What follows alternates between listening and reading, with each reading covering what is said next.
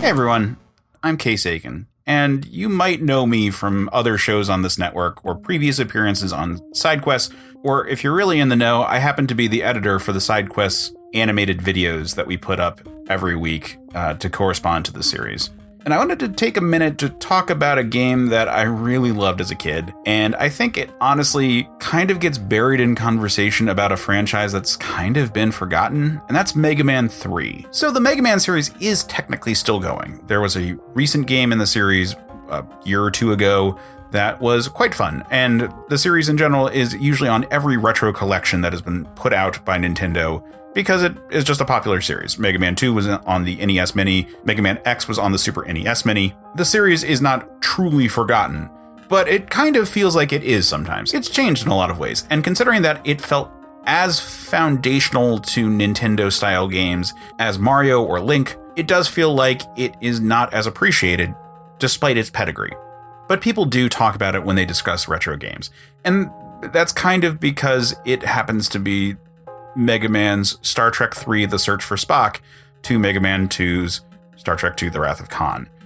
And what I mean by that is that the original Mega Man game was kind of a false start. It had a format that was somewhat different from the format we would get with later Mega Man games, such as having 8 bosses and a more consistent design towards the final sections and any boss rushes and so forth. Mega Man 1 had a score system, it had a lot of strange game structures. It had a lot of vertical levels, which were not a good idea in that control scheme. So in general, Mega Man 1 was not a big seller. Mega Man 2 was done in secret because a sequel was not greenlit, and they just took the assets and made an amazing game out of it. And yes, it's amazing. It's also not the first Mega Man game I owned, but it is the first Mega Man game I played. So when I was a kid, my neighbor had a Nintendo, and we would borrow games from each other, and we would explicitly try to buy games opposite what the other one had so that we could try things out. My friend picked up Mega Man 2, and this was mind-blowing to me at the time. The idea that you could have a game where you could take damage and not lose your projectile weapon, because I was so used to both Zelda and Mario at that point. I was a kid, I'm sorry. Anyway, so I really wanted to get Mega Man 1 because it was Mega Man 2, so I knew there was a first game, and I begged for Christmas to get it, and I didn't get it. I instead got Mega Man 3, which was a game I didn't know existed at the time. So I'm opening up this package being like, oh my god, it's Mega Man. Wait, it's a different Mega Man game. And then trying to convey that I was so excited to my grandmother that this game that I did not know existed prior to this moment, and I was trying to be like, no, it's the new one. This is fantastic. It's maligned somewhat because it was rushed in terms of production schedule, as opposed to Mega Man 2 and Mega Man 4, where some more time could go into it. And because the main additions to the game are subtler ones, this is the game that introduced the slide, and this is the game that introduced Rush, the robot dog assistant to Mega Man. But the slide is not as big a mechanic in terms of actual gameplay as, say, the dash in Mega Man X. So while it allows for some maneuverability and some ability to avoid attacks by going to a lower level than you are normally positioned, it's not quite as important to the gameplay loop as, say, the Mega Buster, which was introduced in the following game. And likewise, Rush, while very cool, had an analog in both of the previous Mega Man games. Mega Man 1 had the special weapon platform power that you could pick up in a Lek-Man stage, and Mega Man 2 had several gadgets that you could pick up over the course of your game that would allow you to have additional mobility in all the ways that Rush ultimately provides. What Rush does is it personifies, or I guess canifies, the gadgets that you would pick up into a lovable sidekick companion that you could feel emotionally attached to. Also, this is the game that kind of had weird theming in terms of what stages you were getting. In previous games, there was always a pretext of some sort of environment that people would actually be occupying and have robot servitors functioning as labor in that space, particularly the first game. The second game, to a lesser extent, but, here's the water space, Bubble Man, and here's the fire space, Heat Man. Mega Man 3 has some really weird choices. Like, Snake Man has just, here's the snake part of the city, and it's a great level. It's gorgeous, but it's so weird. And the game has been criticized for some of the design elements, but it's also a huge game with more boss encounters than I think any other Nintendo Mega Man game. It has a gigantic number of levels, and while it doesn't have a proper prologue animated sequence like Mega Man 2 or 4 have in different formats. It does have a really comprehensive conclusion.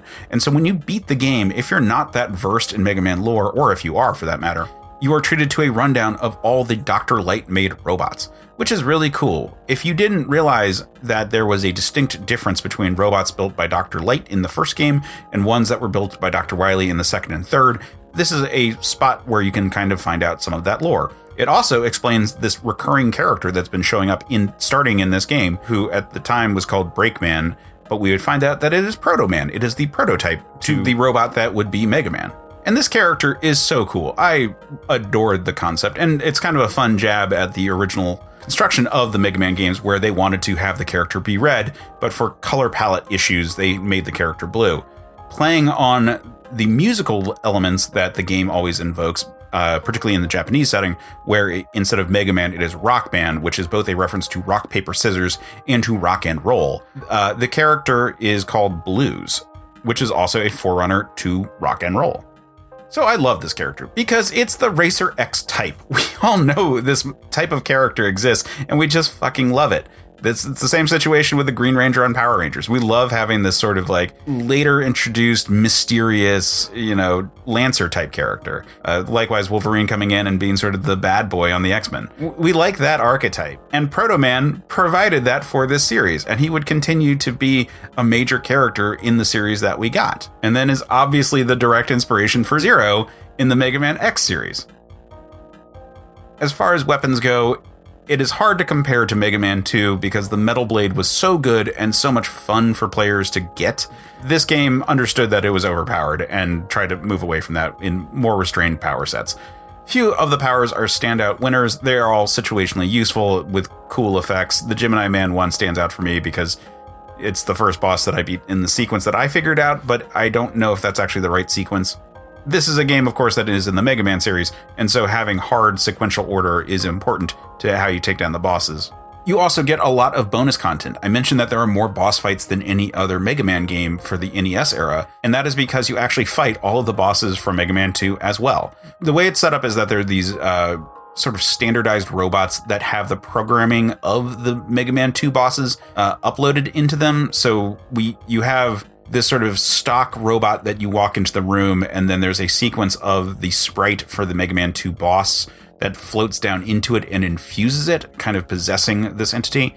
I don't know why they couldn't just take the assets from the previous game. It is probably for space reasons, because I don't believe you get any animations from the Mega Man 2 sprites, but you still get basically the same boss fight with some changes in hitbox size, and they're in levels that are modeled after the Mega Man 3 bosses. But it's still fun to face off against them, and frankly, most of their weaknesses kind of match up to what they would have been in Mega Man 2, so things like bosses that are weak to the Metal Blade, you can use the Shadow Blade on type situations. The last thing I want to focus on is how broken Rush was in this game. In later iterations, the Rush Jet would always move forward when you were standing on it, but in this game you actually had just full flight. You could just go whatever direction you wanted. And while it burned power, you could, if you knew how to get power-ups to keep it charged, or you just knew what you needed to do, you could pretty much go anywhere in the game once you acquired this power-up. It was huge. And in a game that was defined on a running to the right mechanism, all of a sudden having full movement inside the screen was a massive change in the gameplay loop. So while Mega Man 2 is properly credited as the game that actually launched the series in the public consciousness, and Mega Man 4 is well remembered because it introduced the Mega Buster and lots of the gameplay elements that would then be transferred over to the Mega Man X series, Mega Man 3 is a good game.